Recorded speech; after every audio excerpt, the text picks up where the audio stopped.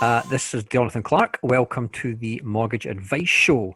Today I'm sitting down with Andrew Dillon from Mortgage Advice Bureau. How are you, sir? Very good, Jonathan. How's yourself? I'm very, very well. The purpose of this show is to help first-time buyers to sift their way through the complex minefield that is the mortgage market and know what they're doing and in what order to do it in, and kind of demystify the whole process. Andrew lives, breathes and sleeps this stuff. This is his job. The mortgage world right now is very, very complex. It's constantly shifting. It's constantly changing. Andrew's got his finger on the pulse and he's going to keep us all right with some facts and figures today. So no pressure on me then, Jonathan? No pressure. You know what you're talking about. So tell me what the biggest questions you get from first-time buyers all the time. You're dealing with a lot of people every single day. What do they need to know? The two questions I get asked most often are, how much can I borrow and how much deposit am I going to need to get a mortgage? So that's usually the starting point for my conversations with all first-time buyers. And that's usually when we start what I would term a fact find. In other words, I need to find out more about the first-time buyer, their own situation, and then I can then advise them correctly as to how to proceed with a mortgage. Okay, so and presumably how much of a mortgage they can get will depend on their expenses, their outgoings, their income, all that kind of stuff? Yeah, lots of different factors involved in that. That becomes a very personal conversation about what sort of what your income is and what type of income it is. Sometimes you can use your overtime, or you may have bonuses, or you may have a little side hustle where you earn a little bit of extra money. All of those things become factors involved in the conversation, and also, do you have some car finance? Do you maybe have a balance on a credit card? And how do we factor that in? So at the end of that conversation, I'm usually be very accurate as to how much you can actually borrow. And then obviously at that point, you then know how much your monthly payments will be, which helps a great deal when you're thinking about, buying your first home and making that leap from maybe living with parents or maybe renting, and can you afford to own your own home, which I guess is most of the first-time buyers, that's most of what their dream is. Okay, so ultimately you're going to end up with like an affordability figure, but it's always going to boil down to how much of a deposit can actually put down on a property in the first place. Yeah, absolutely. And that's probably one of the key issues that we're facing just now. And there is a very distinct difference between sort of pre-COVID and what's happened since. So if we were sitting down 6 months ago and you had a 5% deposit saved up, then yeah, I'd be pretty confident I could find you a mortgage quite quickly with a 5% deposit, and then you could move forward from there. Since the COVID pandemic hit and since the lockdown, the lenders have mostly changed a lot of their criteria, and lenders are now looking for sometimes a minimum of 15% or 20% deposit.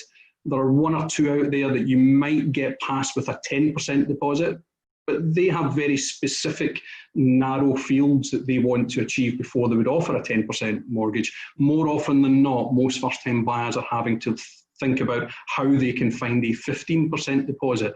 And that's becoming quite a problem for a lot of our first-time buyers. But there is some good news there, because there is some help available. And sometimes this help isn't always totally obvious. And there are a number of schemes available which can assist you in actually bringing your deposit together and allowing you to make that leap from where you are just now and getting the keys to your first home. So yeah, I think there's a few things, and some of the terms you maybe have heard before. I know you've probably heard the term help to buy before, and it's a term which is used a lot in the industry and not always completely understood. And there are actually 3 occasions where help to buy is used, and we need to try and maybe distinguish between them. Right, so you might have heard phrases like the Scottish First Home Fund, you might have heard of Help to Buy. There are definite differences between whether you live in England and whether you live in Scotland. Is that correct? Yeah, absolutely, Jonathan. There's a distinct differences between the various schemes available to help a first-time buyer get their deposit together for their first home purchase.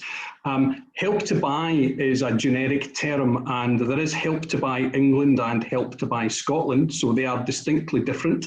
So what I would be doing today is, if I can just concentrate on Help to Buy Scotland today, and for all my clients in England, I will do a separate episode based on the Help to Buy England, because there are some differences there that you need to know about. But for the moment, Help to Buy Scotland applies to new build homes only. New build home purchases up to £200,000. You can't buy a new home more than 200,000 using the scheme. And the scheme will provide you up to 15% as a help towards your deposit. So if you've got 5%, they provide 15%. That's you putting down a 20% deposit on a new build home, and then you then get the mortgage lender to supply the rest of the mortgage funds. Couple of little things about that. It is for new build only. You can't buy an existing home with it. And also it is means tested as well. So if you earn quite a lot of money, you may not qualify for it. So it's a good idea to talk to a mortgage broker who can actually assess whether you are eligible for the scheme or not. But what quite often is missed or misunderstood sometimes is that people use the term Help to Buy ISA, which is an entirely different way of you funding your deposit. Now, a Help to Buy ISA, you needed to have opened before November last year. So why am I telling you about it just now? If you opened it last year, and you know, it's because every time you put £200 into this savings scheme, the UK government tops it up with £50. So up to a maximum of £12,000 worth of savings, the UK government will give you another £3,000 towards your deposit for your new home. You don't have to pay this money back. You don't have to pay any interest on it. It literally is free money towards your new home. Wow. The issue being, you needed to have known about this and opened the account before 30th of November 2019. So if you haven't done that, all is not lost, because you have something else which is called a lifetime ISA, which runs very similarly to a Help to Buy ISA, in that the government, and again it's the UK government supplying these funds, will top up your deposits with an additional 25%.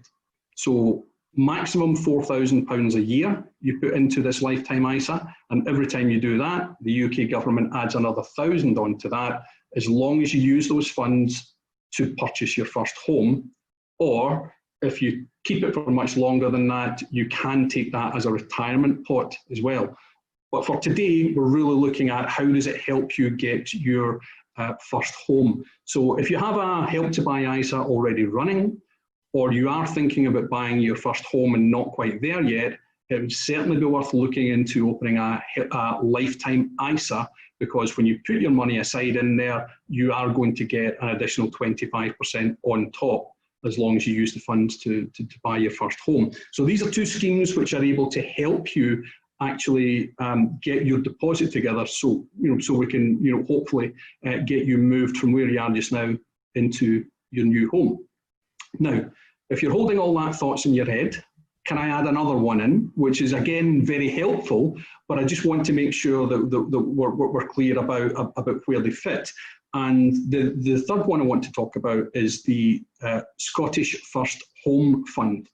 Now, the First Home Fund was brought in because it recognised that many people who did want help for a deposit to their first house and really loved the Help to Buy scheme, you could only purchase a brand new home with that. You had to go find a house builder who was building homes and buy a home from them. You couldn't buy a home that was already built. So the difference between the Help to Buy is that the First Home Fund is the First Home Fund allows you to buy any property.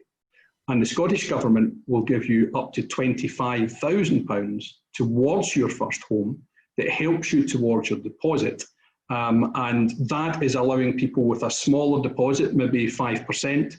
We add in an extra £25,000 to that, and all of a sudden your total deposit becomes much bigger, makes mortgage funds much easier to achieve, and can get you moved into your new home much quicker.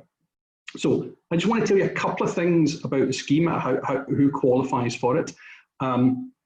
If you've never owned a home before, in the UK, you are eligible for the Scottish First Home Fund scheme.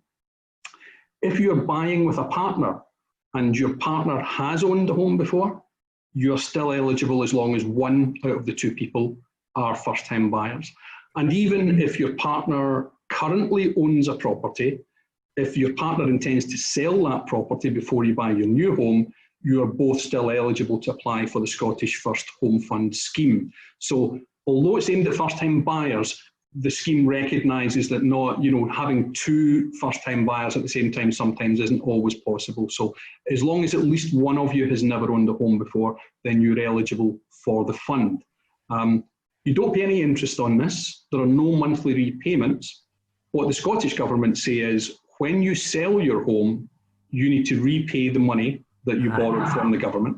And if you've made a profit on the sale of your home, you need to pay a little bit of that profit back to the Scottish Government, and that allows them to offer the money to the next first-time buyer and the next first-time buyer, and that's the way that the scheme will run. So I started off by saying you're probably going to need a 15 or a 20% deposit, which then sort of puts a lot of pressure on first-time buyers. But by accessing some of the schemes we've got available, we can actually make quite a big difference to that. So quite often with a 5% deposit, a client can actually make a move now and actually get into the new home. And to be honest, that's what I've been spending quite a lot of my time doing over the last couple of months since the market opened back up again. This is how we've got around the problem of people maybe only having the 5% and needing a bit more. So that's how we're doing it. Okay, that makes it a lot clearer, because you'll see a post on social media and you think it's about everybody in the UK, and then you discover it's only an English scheme, Yes. or vice versa, that it's only a Scottish scheme, and all of a sudden you're getting disappointed. So that clarifies. It depends where you live, which determines which of these processes is available to you. But again, it's Andy's job to keep on top of all that every day and point people in the right direction. Yeah. To be honest with you, a sort of supplementary question I usually get asked when we start talking about this is, can I have a Help to Buy or Lifetime ISA and use one of the other schemes? And the short answer is yes. Okay. So if you have a Help to Buy or a Lifetime ISA, and let's say you put £4,000 in one of your ISAs, the UK government will then top that up with an extra £1,000. So your £4,000 worth of savings is actually £5,000. You can then use either the Scotland Help to Buy scheme or you can use the Scottish First Home Fund scheme. So you can have your Help to Buy or Lifetime ISA with the bonus and use one of the other schemes as well. So it's possible to use both schemes. And that's not always immediately obvious when you Google them or you have a look at social media. The next question I sometimes get asked is, if it's with two first-time buyers who both want to buy together, can they both have an ISA and can they both access the bonus? The short answer is yes. So that's surprising. So let's say again, let's use the same figures. So you have £4,000 in your account, your partner has £4,000 in their account, you get a £1,000 bonus, they get a £1,000 bonus, totaling £2,000. You then apply for the Scottish First Home Fund and get another £25,000 towards your deposit. So you can use both schemes both at the same time if you're both first-time buyers. So that's a useful thing to know, that when you're saving together, sometimes people think, well, should we get a joint account and both pool our money into the same account? Yeah, I can understand why that would be a good idea, because you're saving together and you want to both contribute. But if you both had one of these Lifetime ISAs or Help to Buy ISAs, you both qualify for the bonus. So that's a way of actually getting the funds to sort of come up like that. And then sometimes people say to me, well, what if I haven't quite saved up enough by myself? Can I use a gifted deposit? Could my mum or my gran or a father or a brother, could they give me money towards the deposit? Yep. The short answer is yes. And can I use all of these things? Yes, you can. So it's not unusual for me to be sitting with a couple of first-time buyers who've maybe saved up some money in an ISA account. They're both getting a little bonus at 25%, which is sometimes it's not a little bonus. 25% of a lot of money is quite a lot of money. They're both getting maybe a gift from parents or grandparents who say, we want to help you get on the property ladder, we'll put some money towards the deposit. And then they're also accessing either the Help to Buy Scotland Fund or the Scottish First Home Fund. So there are a myriad of different ways that we can pool this deposit money together that allows you to move perhaps much earlier than you might have first thought. And my job is really to make sure that all my clients are aware of all the different options available, and then we'll make a decision based on their circumstances, which is best for them. And that might change depending on if they want to buy a home next week, or they want to buy somewhere in 6 months' time, or they want to buy this time next year. The advice might be slightly different about where to have all the deposit funds and how to make the best use of all the schemes that are available. So not sure if I've made your life more complicated or not by talking about all of this. I hope it's a little clearer. Do you know, what surprises me is how helpful and beneficial and easier it is as a result of all these. You know, I fully expected you to say, no, you can't combine, or you can't, this offer cannot be combined with any other offer. I thought you were going to say that, but it's actually not the case. You can actually stack up a sizable deposit between you. And I'm surprised at what's behind that. What's the thinking there? What's the government's thinking behind making it easier for first-time buyers to get on the ladder? I think there's two reasons for that. I think both the UK and Scottish governments are both having their own efforts to try and resolve this issue. And you'll notice that some of the answers in the past, some of the funding is coming from the UK government, some of the funding is coming from the Scottish government. And indeed, for our friends in England, who I haven't forgotten about, I will come back and do another podcast for you as well. Again, there are schemes specific to the English market as well. So it's not a case of we're saying, oh, because we're Scottish, we're better. We're just different. What's the thinking is two things. One, there's a recognised housing shortage in the UK. There are probably more than two things, but I'll tell you some of the things. The first thing would be a recognised housing shortage in the UK. And the second one is the continued increase in house values versus wages maybe not quite increasing at the same rate. So therefore, first-time buyers are finding it more and more and more difficult to get their first rung of the ladder, to get on the housing ladder.